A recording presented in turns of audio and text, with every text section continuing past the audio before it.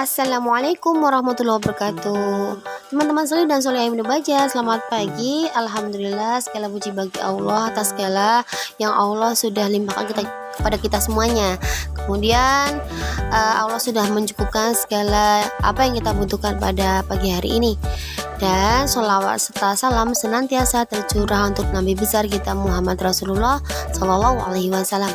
Teman-teman, Ustazah pastikan kalian hari ini sudah sholat duha ya, sudah bantu ibu dan bapak bekerja di rumah, membereskan rumah misalnya. Dan pagi hari ini kalian sudah bersemangat untuk mulai belajar. Tadi Ustazah sudah membagikan ya apa saja yang harus kita kerjakan pada hari ini sebagai bahan pembelajaran kita. Nah, kali ini Ustazah akan menyusulkan beberapa materi atau penjelasan yang dapat membantu kalian dalam mengerjakan tugas-tugas pada hari ini. Pada kesempatan hari ini, kita akan belajar tematik untuk muatan pelajaran SPDP dan juga PKN. Untuk SPDP tadi Ustazah sudah bagikan tugas-tugasnya ya. Nah, penjelasan mengenai tugas-tugas yang tadi Ustazah berikan diantaranya nanti kita akan belajar tentang kuat lemahnya bunyi yang tadi kan sudah Ustazah bagi ya di halaman 12. Nah, di situ terdapat pola ketukan birama di mana terdapat bunyi kuat dan bunyi lemah. Nah, bunyi yang kuat misalnya bunyi yang dihasilkan dari memukul benda-benda yang keras. Misalnya kita memukul sebuah meja. Nah, kemudian bunyi yang lemah misalnya kita memukul benda-benda yang lebih lunak. Misalnya kita menepuk telapak tangan kita. Nah, menepuk telapak tangan itu juga akan menghasilkan bunyi, namun bunyi tersebut tidak sekuat ketika kita memukul meja yang teksturnya keras. Nah, sekarang mari kita berlatih di buku paket pada halaman 12 dan 13.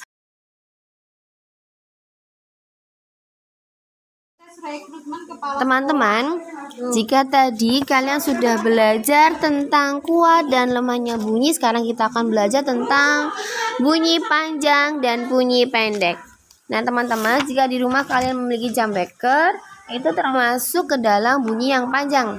Sedangkan yang bunyi pendek termasuknya adalah ketika kita memukul sebuah kentongan. Nah, itu bunyi pendek.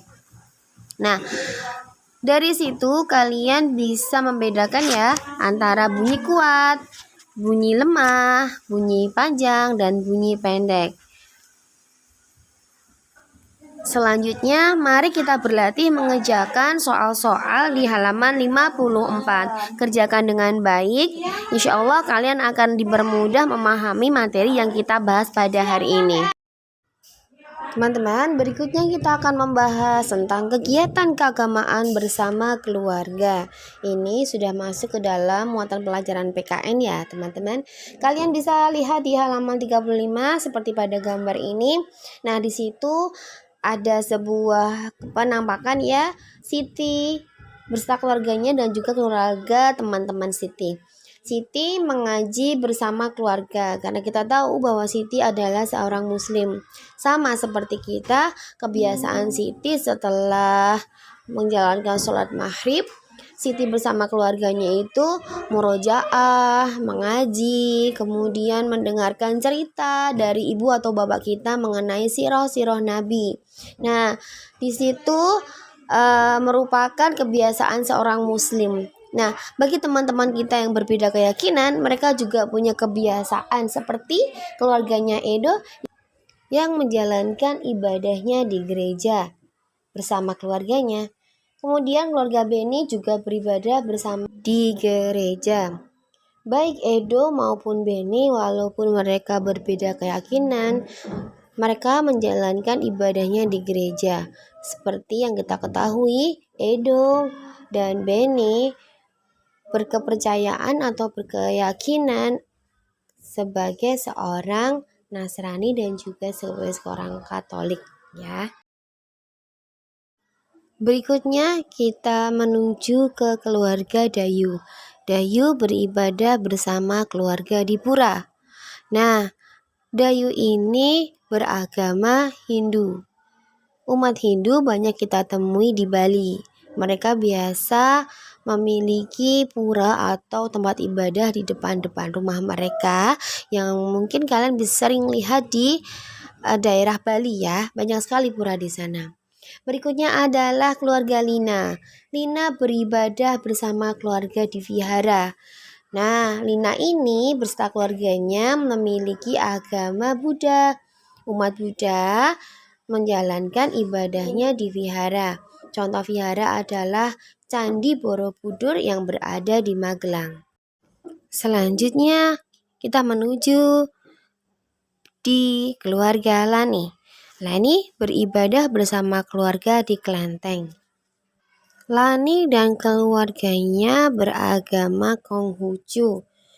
Kalian sering mendengarkan agama Konghucu? Agama Konghucu itu merayakan hari rayanya seperti contohnya Hari Raya Imlek yang mungkin pernah kalian lihat perayaannya di daerah Solo atau Pasar Gede. Selanjutnya kita buka halaman 38 di buku paket. Di situ kalian melihat ada sebuah pertanyaan, bagaimana sikapmu terhadap teman yang memiliki kegiatan keagamaan berbeda di rumah bersama keluarganya? Teman-teman, kita mengingat ya, Rasulullah SAW sudah memberikan contoh bahwa kita kepada teman yang berbeda keyakinan, berbeda agama, harus bertoleransi. Tidak boleh memaksakan kepercayaan kepada umat lain. Nah, kemudian bagaimana caranya kita memberikan toleransi itu kepada teman-teman kita yang berbeda agama? Banyak sekali contohnya. Misalnya kita memberikan kesempatan kepada teman kita untuk beribadah, tidak mengganggunya ketika beribadah. Misalnya teman kita Dayu sedang beribadah di pura pada hari Minggu misalnya. Kita pengen main, tetapi kita harus menahan diri dulu karena Dayu sedang beribadah. Kita tunggu mainnya sampai Dayu selesai beribadah. Tersebut merupakan contoh toleransi yang sangat sederhana yang bisa diterapkan oleh anak-anak. Kita dapat bertoleransi tanpa harus mengurangi kekuatan akidah kita, keutuhan akidah kita. Jadi akidah kita harus tetap dijaga. Kita tidak boleh mengurangi akidah kita, keutuhan akidah kita.